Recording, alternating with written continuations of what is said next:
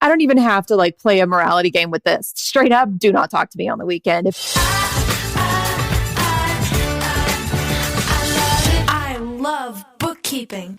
Hi, everyone, and thank you for tuning in to the I Love Bookkeeping podcast. My name is Hannah Robinson. And I'm Melissa Honan. And thank you for tuning in. Today, we're going to be starting a new series all about hiring.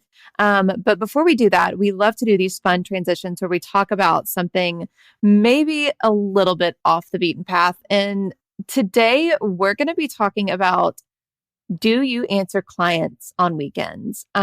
Melissa, I feel like I know your answer. Mine's going to be a big hell no. I don't talk to clients or coworkers on the weekend for that matter.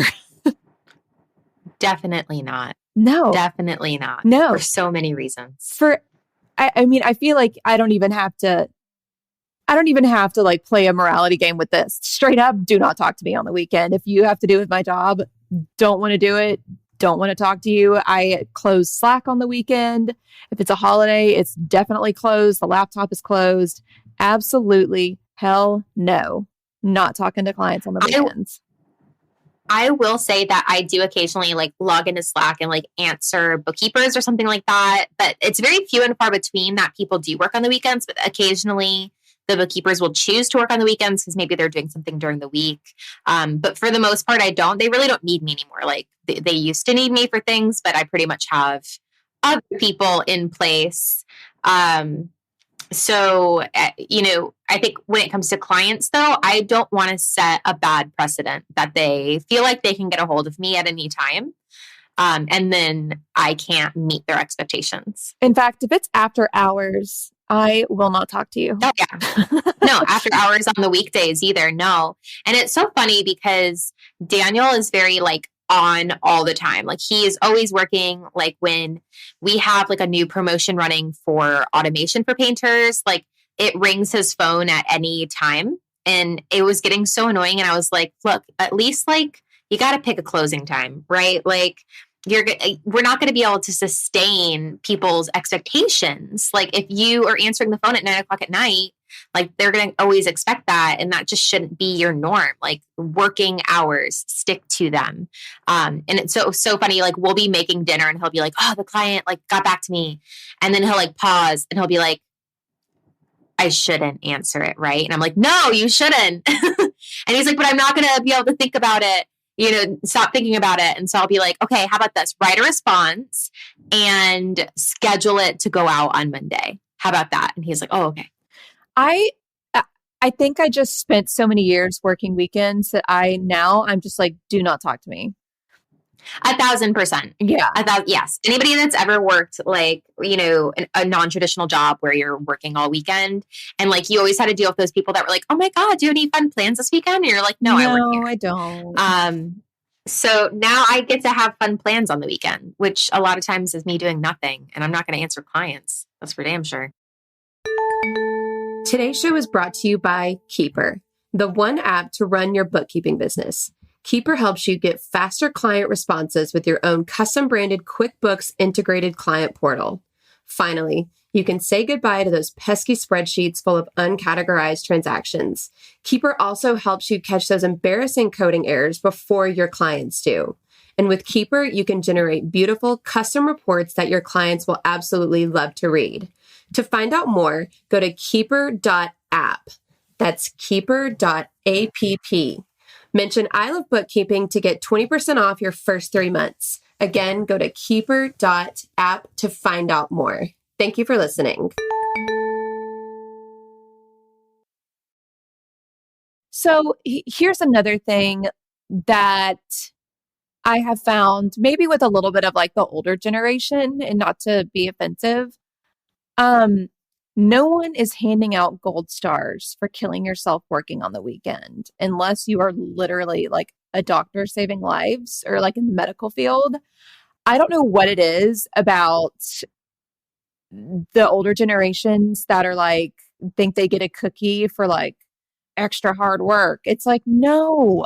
I have to say it's not just them though, because it's a lot of like millennials. I think Gen X is excluded from this, but like millennials and older, we are on that like side hustle generation where everything has to be a side hustle.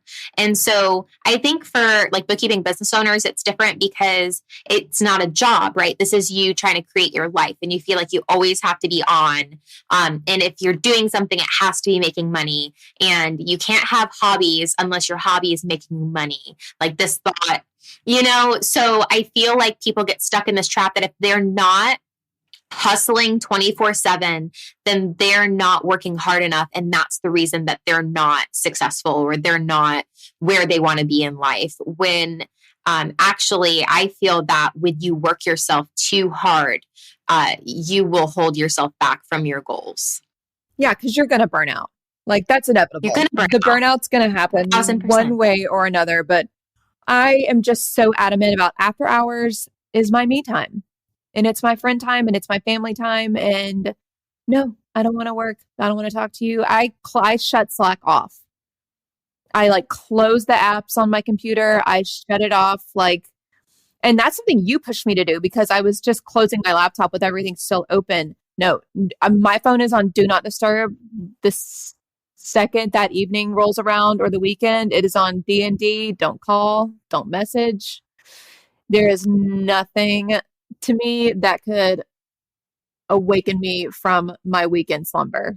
You got to try it. And I've gotten into the bad habit again of probably being like having too much screen time, like on the weekends, just because I feel like I can do whatever I want. That's not work. And then I get sucked into like a social media like hole. But I'm even, trying to get back into good habits of not using my phone at all on the weekends and just being completely unplugged.